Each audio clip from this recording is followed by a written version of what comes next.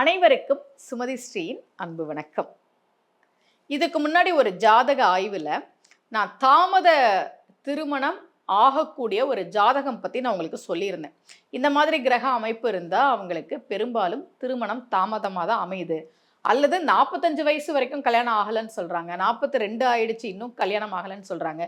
இது மாதிரி திருமண தாமதத்தை ஏற்படுத்தக்கூடிய ஜாதகம் இந்த ஜாதகம் அப்படின்னு நான் ஒரு உதாரண ஜாதகம் கொடுத்துருந்தேன். அதுக்கு நான் பரிகாரமும் சொல்லி இருந்தேன். இந்த மாதிரி திருமண தடை உள்ளவர்கள் சென்று வழிபாடு செய்ய வேண்டிய கோவில் அப்படின்னு ஒரு கோவிலை பற்றி கூட நான் உங்களுக்கு சொல்லியிருந்தேன். இன்னைக்கு திருமணம் நடந்த பிறகு கொஞ்ச நாள் தான் கணவனும் மனைவியும் சேர்ந்து வாழ்ந்தாங்க, அப்புறம் பிரிஞ்சிட்டாங்க.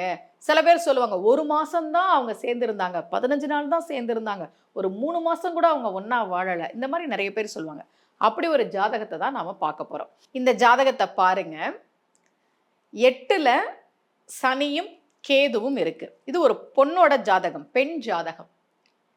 7ஆம் அதிபதி 8க்கு வந்துட்டாவே திருமண வாழ்க்கையில அது ஒரு பிரச்சனையை கொடுக்குது. நான் ஆயிரக்கணக்கான ஜாதகம் பார்த்து அந்த அனுபவத்தை வச்சு சொல்றேன். 7ஆம் அதிபதி 6ல் இருந்தாலும் 7ஆம் அதிபதி 8ல் இருந்தாலும் அது சில பிரச்சனைகளை கொடுக்குது. 7ஆம் அதிபதி 8ல் இருக்கா, 8ல் கேது வேற இருக்கு, சரியா? பெண்களுக்கு 8ன்றது மாங்கல்யஸ்தானம்.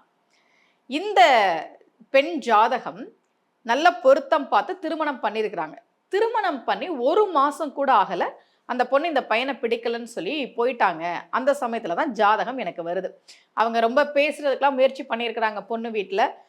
பொண்ணோட அம்மா அப்பாவும் சரியாக ஒத்து வரல. அப்போ என்கிட்ட ஜாதகம் வருது. திருமணமாகி ஒரு 4-5 மாதங்கள் கழித்து என்கிட்ட ஜாதகம் வருது. அந்த பொண்ணு 1 மாதம் கூட இல்லை, இந்த பையனை பிடிக்கல அப்படின்னு சொல்லிட்டு போயிட்டாங்க. கொஞ்ச நாட்கள் தான் சொன்னாங்க, அதுக்குள்ள அந்த பொண்ணு பையனை பிடிக்கலன்னு சொல்லி போயிட்டாங்கம்மா அப்படின்னு சொல்லி இந்த ஜாதகம் என்கிட்ட வந்தது. நாம திருமணத்துக்கு பொருத்தம் பார்க்கும்போது தசா சந்தி வருதா அப்படின்றதையும் பார்க்கணும், கண்டிப்பா பார்க்கணும்.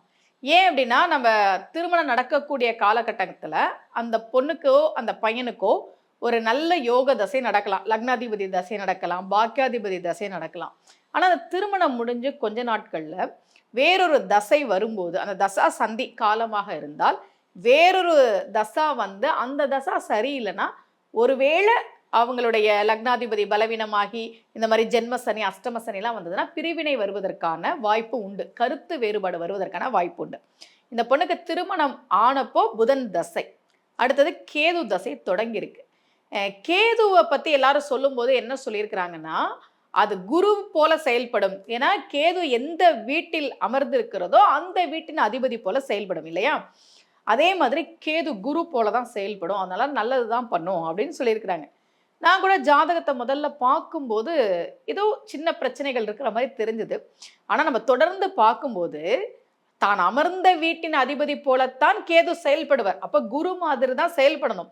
குரு நல்ல கிரகம் தான், சுப கிரகம் தான், குரு பார்க்க கோடி நன்மை தான். ஆனால் இந்த லக்னத்துக்கு குரு 8ஆம் அதிபதி. 8னா என்ன? வம்பு, வழக்கு, அவமானம், இதெல்லாமே உடையதுதான் 8வது இடம் இல்லையா? 8ஆம் இடம்.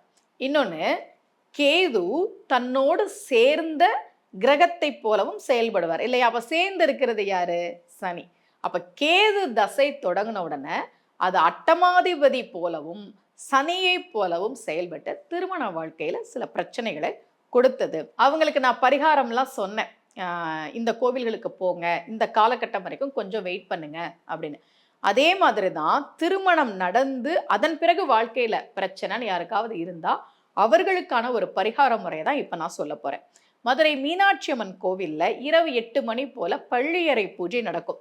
சொக்கநாதர் தன்னுடைய இடத்திலிருந்து கிளம்பி வருவார், வந்து மீனாட்சி அம்மன் சந்நிதிக்கு வருவார். ரொம்ப கண்கொள்ளா காட்சியா இருக்கும் அந்த பள்ளியறை பூஜைக்கு. சிவபெருமான் வர்றதை பார்க்கறதே, அந்த பூஜையை போய் பார்க்கணும். இரவு பூஜை 8-8:30 மணி போல நடக்கும் மதுரை மீனாட்சி அம்மன் கோவில்ல. தம்பதிகள் ஒற்றுமையா இருக்கணும்னு நினைக்கிறோன்னா அவர்கள் மதுரை மீனாட்சி அம்மன் கோவிலுக்கு போய் இரவு நேரத்தில் நடக்கிற அந்த பள்ளியறை பூஜையை பார்க்கணும்.